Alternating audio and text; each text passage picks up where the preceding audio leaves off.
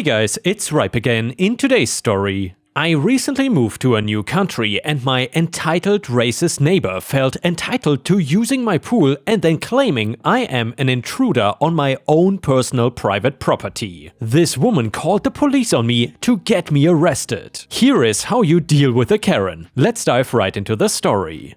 Some background info: I am European and recently moved to Malaysia for job reasons. This is not my first time visiting Malaysia, as one of my best friends is Malaysian and I have traveled many parts of Southeast Asia with him. So as it was, he helped me get the job and buy the house just next to his own. He won't be living there as he now had a job in South Korea, but his parents will and they treat me as their own son, so I was assured that I will at least be semi-fine. But boy, was I wrong, because just on my other side lives someone that I wished I never came across. A Karen in Malaysia. And you know what? She is a Karen because even my friend's parents don't like her. As they told me, Karen is a Chinese woman who had moved in their neighborhood around a year ago. She is a single mom with her two sons, twins age 10 and daughter age 13. Apparently, she has been a pain in everyone's butt since she has arrived. Not necessarily because she is bad to them, but because she hates foreigners and never misses to criticize everything about them. This neighborhood has a lot of foreigners, so you can imagine how annoying it must be to listen to her complain every day.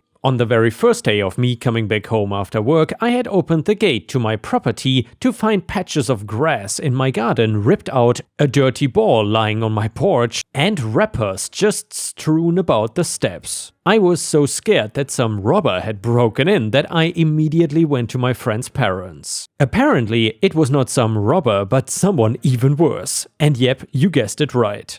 So my friend's parents had not noticed when the woman entered my property, but they had caught her when she was leaving. That had apparently resulted in a shouting match that was resolved only by other neighbors jumping in. This Karen had proclaimed that her sons had accidentally come onto my property and she was just getting them out. Yeah, sure. However, I decided to ignore her behavior because it had only been a week since I had moved here and it was not good to make enemies so quickly. I just made sure to lock my doors and gates properly before heading out and even decided to get some CCTV cameras just to be safe. Of course, the Karen saw people setting up the cameras and said how the Western culture had killed trust between neighbors or something like that. After a few more days, I came back to my house to see dog poop right in front of my gate. And surprisingly, there is only one person in this area who owns a dog, as most own cats who mainly stay inside. So I decided to knock on Karen's gate. It was the daughter who answered. I told her the problem, ready to scold her before she started apologizing genuinely and rushed inside to get a plastic bag. She came back and was telling me how it was usually her brothers who walked the dog when the Karen came behind her and scolded her own daughter for pinning the blame on her brothers. This woman also had the audacity to shout at her daughter and say that she should not sympathize with the foreigners or she can go live with them. Like, okay, I understand you hate me, but your own daughter? I felt so bad that the little girl rushed inside close to tears and I was now more angry on her behalf than anything else. This Karen then slammed the door shut on my face and I could hear her shouting in Cantonese. We also had a single white dad living just down the street. He had unfortunately lost his legs and now relies on his wheelchair. His only son and daughter-in-law, who was Malaysian, took care of him and even the neighbors try to help whenever they can because he is honestly a very sweet man. They also have a cat, I don't know the breed, it's like white with black and brown streaks, who is very calm and gentle and I had even played with her once. Some emergency came that week and the son and daughter-in-law had to unfortunately leave. Normally, it would not be a problem, but this Karen saw this as an opportunity to visit this dad's house and shouted at him for enslaving Asians and making the Malaysian girls service him. When the man tried to calm her down, the Karen pushed his wheelchair, laughing at how she was giving everyone justice. That was when the cat suddenly attacked her and did not let go of Karen until I came and pulled her away. But again, this Karen saw this as an opportunity and called police on me, saying how me and their single dad were planning together to murder her. Although the neighbors around us all testified against this bizarre claim, the police decided to keep the cat until the son returned. I told this all to my friend when he came to visit and he promised that he would talk to the police, he had some old friend there, to be on the lookout for when this Karen does something to me. Well, this something came much quicker than I had expected, because then next week when I opened the gate to my property, I saw this Karen and her son swimming in my pool. The first person to see me was the daughter, who was standing on the sidelines holding towels for them, and I gestured her to leave silently because I knew she had no part in this. The Karen hears her daughter leave and turns to find me standing on the edge of the pool with my hands crossed. Karen says something in Cantonese, followed by, "Why are you watching like a pervert?" Me, "This is my property, what are you doing here?" Karen, some more Cantonese, and while I don't know much, I did catch disgusting whites in it. "It is so hot, that's why." "Now go off and stop watching us." Me, "This is my pool on my property. If you're so hot, go take a bath or build your own pool." "You go off my property right now." Karen says something in Cantonese once again to her brats and says, "Fine, fine, this water is dirty anyway." And just as she is about to go out, the brats start splashing me with water. I stumbled back and landed on my butt and saw this woman trying to run off. So then I reached out as fast as I could and grabbed one of her brats and held him by his head, because I knew brats like this would try to bite you. The Karen started screaming in Cantonese and lunged at me, but I dodged. I let go of the brat and instead ran out of the property, locking the gate behind me. By this time, my friend's parents had come out as well, and when they saw me drenched, they rushed to wrap me in towels. I could hear the Karen screaming, but I ignored her and dialed the number that my friend gave me. The police arrived rather quickly, and only then I opened the gate. Karen started speaking in Malay that I know fairly a bit of, and thus I understood that she was telling the officer how I was the intruder who had locked her inside with her children after stealing from her. She even started saying how I am racist towards her and her family, and how I tried to influence her daughter and tried to kidnap her to sell her. The claims she was making were serious, so I waited for the police to be done with her before they turned to me. The Karen, who was smiling, all smug and cocky, lost her attitude when I started speaking in Malay and told them how it was my house and these 3 people broke the lock on the gate, got into my pool, and when I tried to make them leave, they started splashing me with water. The police then turned to the girl who looked between me and her mother, and I honestly just hate Karen for putting her own daughter in such a spot.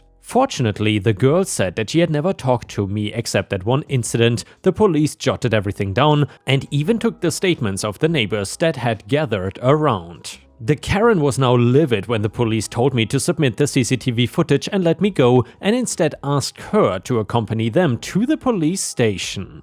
In the end, to make a long story short, I got to know that she had been fined a hefty amount and had to give even more to escape long jail time. Honestly, I wanted her to be jailed, but I managed to get a restraining order against her, so that's almost as effective. And the next one is titled Sound Revenge for Karen. This happened years ago, but I thought of it this morning and figured I would share it. When I first had my baby, I was living in a cheap upstairs apartment. It did not have the best insulation. I could hear my downstairs neighbors open and close their sliding door closet in the mornings, and well, these people just had no awareness of communal living. Any sound I made was a complaint to management. Soda bottle falls out of the fridge, call to management. Cupboard door falls off the hinge without me touching it, call to management once again. Drop the baby toy, call to management. My friends had to tiptoe up my stairs or else the neighbors called to complain. Needless to say, I couldn't continue living there, so I made arrangements, turned in my notice and began packing. And if they thought I was loud before, well, I was already sleep deprived, so I just went with it. Stomping in my living room in the middle of the night packing, tossing the packing tape into the air every time I was done to let it thump a little louder onto the floor. The cheap knockdown furniture that I was tossing had my baby go to a friend's home one night and got out the power drills to take everything apart and thump the pieces hard on the kitchen floor. Just so you know, linoleum is louder than carpet. I dragged this on for a good 2 weeks before having my guy friends come at 11 PM in steel-toed boots to move everything out. Petty? Yes, but it was so satisfying. And the next one is titled Karen Customer Complaints. So, on a particularly busy shift, I was running a register to help get the checkout line down. We are a small store, so we have customers form one line and we call them over one by one. When the line got down to a reasonable length, I finished ringing my customer, flipped my light off and turned to take a phone call that had been holding for me. This lady drops her items on the counter with a huge clatter and I look up at her abruptly. After reining in my ABF, active BITCH face, I apologize and tell her so and so can ring you out, this till is closed. She grabs her stuff and starts to huff back, but then drops it back on the counter. I look over and my main cashier had already started to ring the next person in line. Karen looks at me and says, "So you expect me to wait in line again?" Acting as if it was the most unreasonable thing in the world. At this point, I swallow my ire and say, "Nope, I'll just ring you out right here." I don't smile or make small talk the entire transaction, and then right before she leaves, she does the thing. That thing only high-level Karens do. She pointedly leans in to check my name tag and looks me in the eye. I make every effort to plaster as benign and neutral a look on my face as I can as she leaves. I have no interest in showing fear to an already agitated Karen. Frankly, at this point, I don't even care. Now, I have a pretty distinctive voice. It is quite low-pitched. However, when I am in happy retail mode, it tends to travel up half an octave or so. A couple hours after the initial event, my day has turned around and I feel pretty good. So then the phone rings. The following exchange happens. Me, cheerily, "Thank you for calling retail store. This is OP. How may I help you?" Karen, "Can I talk to a manager, please?" At this point, I don't recognize Karen just yet. Me, "I am the manager on duty. How can I help you?" Karen, "Yeah, I would like to report an incident I had in your store. One of your cashiers was extremely rude to me." Me, sincerely concerned something happened. "Oh, I'm sorry to hear that. Can you tell me what happened?" Then Karen proceeds to relate the story and then she acted like it was a total imposition to help me. Karen said, "I had been waiting in line for 20 minutes and she just didn't care." So then I asked Karen which register she was at, and that is when I realized she was talking about me. I recognize that I have a choice, continue to allow her assumption or correct her and deal with the fallout. Me, sounding stern and appalled while maintaining my higher pitched voice, "Really? Well, that is unacceptable. Ma'am, I apologize for that and I'll be speaking to her right away." Karen, "It's just," re-explain scenario and how she finds it just terrible. Me, indignant, "Oh, I understand completely. She and I will sit down and talk about that right away. I'll make sure she understands my expectations." Karen thanks me and hangs up. It was so satisfying somehow, I cannot say why. And yeah guys, if you have ever worked in retail and have dealt with these kinds of Karens before, then please let us know about your stories either in the comments or on r/ripe stories on Reddit, where you can post your own stories and there is a good chance that I will read them in a future video. Your participation is very much appreciated, and while you're at it, please don't forget to like the video because that would help me tremendously. Thank you so much. The next one is titled Worst Retail Karen Ever. So I worked at a certain phone company as a wireless consultant, which is basically just a cashier that can change your phone plan and take your money for accessories and whatnot. Well, we had a strict policy where if you buy a phone case or something of the sort and want to return it, you have to pay a 25% restocking fee. People often get annoyed at this, so we would have them sign a waiver on the receipt that says they understand this is a rule. So then this elderly Karen-looking woman, maybe around the age of 70-ish, comes in to return an item. I don't remember what exactly. And okay, that is fine. I ring up her return and give her 75% of the price back to her. Cue the mental breakdown. She says, "I never knew about that policy," and "That's stupid. I've been with this company for years and you should respect me, blah blah blah." Well, I then tell her to give me the receipt so I can look at it, and on the back of the receipt it very plainly says in big words, "There's a 25% restocking fee on all returned accessories." Directly under that was her signature. This then escalated even worse and she began yelling and cussing, and finally she looked me dead in the eyes and said, "If you don't give me all of my money back, I'm gonna throw up all over." I tried to hold back my laughter, but I couldn't help but let the smallest smirk cross my face because of how ridiculous this situation was. For context, this item was maybe $35 new, so we are talking like $8 that she doesn't get back. And normally I would cave in for such a small amount and refund the whole thing. However, I was not a manager and did not have the code to do this. She storms off and then walks out the door. Not even 2 minutes later, she comes steaming back in, slams her finger down her throat and sent her grandma juice all over the phone cases on the wall. At this point, I was stunned and I could not believe what was happening. I used all of my 7-hour communication training skills to handle the situation. Me, ma'am, please don't throw up on the merchandise. Her shoves finger down throat and vomits on phone charger accessories. Me, ma'am, I'm gonna call the police. Her proceeds to vomit again on the counter I was standing behind. Me, now petrified, her starts to leave and on the way out looks at me, then sends it one more time on the glass door. The cops finally come and they honestly had a hard time believing what I said. They told me there was not a whole lot they could do. Manager comes in from her off day and tells me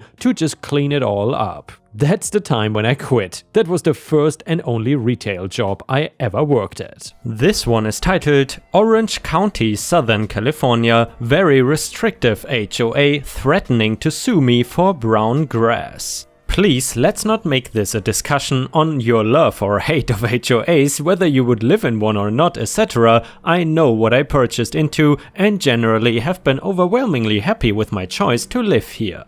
I don't think it is a mystery to anyone outside California, let alone inside California, that we are under a very severe drought. There are all kinds of restrictions on how long you can water your lawn, wash your car, etc. I'm not on great terms with the HOA president. I ran against him 8 years ago and he lost after serving on the HOA as the president for about 12 years. I was the HOA president for the past several years and had to step down recently 2 years ago due to work and family obligations. During my tenure, we, the HOA board, made a lot of changes and updates to the CC&Rs and architectural guidelines. Many residents wanted significant updates made to the architectural guidelines that resulted in a lot of the residents really liking me, fast-tracking applications, reductions in fines, etc. The biggest change implemented by the HOA board was the way we dealt with the myriad of minor infractions to major violations. We created a new escalation and prioritization strategy where we were a lot more kind, practical and forgiving to the residents and allowed them to correct their violations in a timely manner rather than outright fine them from day one and try and place a pricey lien against their property for non-payment. Because we also use a third-party property management company to help run the community, we did an analysis and found that unless we were collecting more than about $100 worth of violations, it simply was not worth our cost as the HOA ended up losing money while trying to collect. Leaving your trash can out longer than the guidelines allow for are a $15 fine, for example. This new approach was overwhelmingly appreciated by the residents of the community, except for the former president, as when he ran the show, he acted like a tyrannical a-hole who felt a need to fine. No matter what, no first-time friendly reminders, no nastygram threatening a fine, just straight to the fine with really mean-spirited, cold and legalese language note.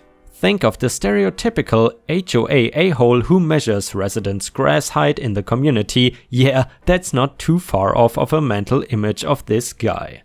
The other thing we did was restrict the power the HOA president has when it comes to levying fines, voting and veto power, etc. Collectively, the rest of the HOA board was scared of this other president and were happy to aid in diminishing the power that the president has in leading the community. He is back in power and been so for about 2 years now. He seems to have focused his severely diminished power onto me. Now that you have an idea of the backstory, I have severely cut back my lawn watering, as have several other neighbors, and one can imagine a lot of the lawns in the community have more brown in them than green. I have been really disconnected from the HOA's happenings for the past couple of years, and it is now my understanding that the president has bullied some of his powers back. My issue: on Saturday I got a letter in the mail from the HOA informing me that I have 14 days now to correct my brown grass, and if no major improvement is made, I will face a $50 per day fine until it is brought up to standards. What do I do at this point? Unfortunately, the most recent iteration of the community standards do not address lawn watering and its subsequent acceptable green tone during times of drought, restricted water usage, etc. It simply says that we need to maintain a clean, well-appointed, well-landscaped and well-watered yard. California's leadership has asked us to cut back on our non-important water usage. The letter goes on to state that they will sue me for failure to pay if this has to persist beyond 30 days. Should I get a lawyer to draft the HOA a letter telling them to F off, alert the local media, and shame the HOA? Any help here would be appreciated. And a user in the comments said, hey, the governor of California recently signed a bill and this tells HOAs to F off with this for the most part. Here is a PR release from the state water agency to provide some context on the intent of the bill. It states that SB 992, which does not apply in HOA neighborhoods that use recycled water, prohibits HOAs from fining homeowners that reduce or discontinue lawn watering during a statewide drought emergency. The law goes into effect immediately. However, you will want to research into exactly how your particular HOA agreement interacts with the bill. From a quick reading, I don't think you can keep your lawn brown just because California's leadership has asked us to cut back on our non-important water usage. However, if your locality has either a water-efficient landscape ordinance adopted or in effect pursuant to Subdivision C of the Section 65595 of the Government Code, or any regulation or restriction on the use of water adopted pursuant to Section 353 or 375 of the Water Code in effect, that should give you an excuse. Or you could go ahead and say you are going to switch out your lawn for low water using plants as a group or as a replacement of existing turf, because they are no longer allowed to prohibit that. So I would consult with a lawyer and maybe also get a quick note from a landscaping company for how much it would cost to rip out your lawn and throw down some rocks and cactus for a nice xeriscape. And another user in the comments suggested, I would definitely be talking to a real estate lawyer in your community who can advise you and what can be done. If you can afford it, then it would be great to take them to court on this as long as the lawyer thinks you have a good case. It seems like demanding you watering your lawn is against public policy right now in California. I don't live there, so I don't know if it is against the law or not. I would also be contacting any local water agencies or governmental water conservation agencies to inquire about this and seek their assistance.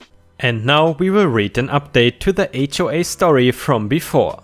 I called my contact over at the outsourced property management company yesterday afternoon that helps run our HOA and spoke with her about the mean-spirited letter from the HOA. She had no idea what I was talking about. All HOA letters come from the company as they have the ability to retain digital copies of all letters of violation.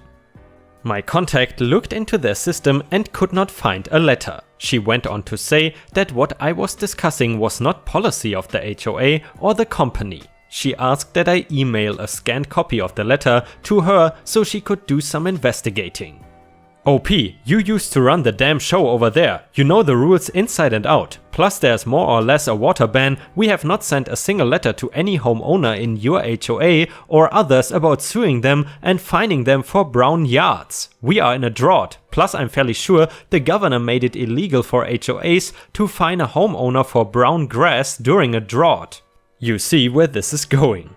After a couple of hours I got a call back from her and her boss. They claimed that they did not send this letter, and the only logical conclusion is that the HOA president sent this on his own with their letterhead. This then turned into about a 15-minute bitch session about the current sitting HOA president, how he bothers the company a few times a week with attempting to cite homeowners with even the most minor infractions, and how he has become increasingly mean to them, how he is a thorn in their ass, and that they wished I would come back as HOA president. Angry little Napoleon idiot was the nicest thing that they had to say about him. I gotta tell you, the candid conversation was pleasing. The other board members have also made comments over the past few months here and there to the company that they are not too pleased with this asshat. I was told to save but ignore the letter and to please attend the next HOA meeting, which happens to be next week, so I can issue a formal harassment claim against the HOA president. According to the company, they consider this a gross abuse of the position and will be making an issue of this during the next HOA meeting. They will formally ask him to step down, and if he does not, the HOA board can choose whether or not to remove him from this position and bar him from holding any position on the board ever again. They seem pretty confident that a case could be made to remove this guy. So that's it for now. Furthermore guys, if you want to hear more HOA stories, please let me know in the comments. And the next one is another update to the crazy HOA president's story. As a user in the comments correctly predicted, he is done as president of the HOA. The property management company has the ability to forcibly remove any board member if it serves the community's interests. According to our property manager, this is the first time in nearly 20 years of existence that they have had to do this. I, alongside several other neighbors, got up and ranted about the harassment and how we feel the current president is incompetent, etc. The board and the property management company voted on the spot to out him. The property manager is acting as a stand-in president until a special election in September. All major budgetary decisions have been put on hold until then. In a private conversation with the property manager, they are considering suing the guy, but are likely to just drop the issue altogether. They will be having one of their lawyers draft him a very nasty letter, telling him to never impersonate the company again, and if he does, to expect a lot of legal pain. That is pretty much it, nothing more to say. No, I do not want to be the president again, I do not have the time to do it, but I will be making a recommendation to the board and I'm going to hope that they encourage this person to run. And guys, with this we have reached the end of the video. Thank you so much for watching. However, if you cannot get enough of my content, then please feel free to check out my Patreon over at patreon.com/ripeyoutube or join my YouTube membership program by clicking the join button to get access to even more exclusive videos. Thank you so much for your support and I will see you again tomorrow.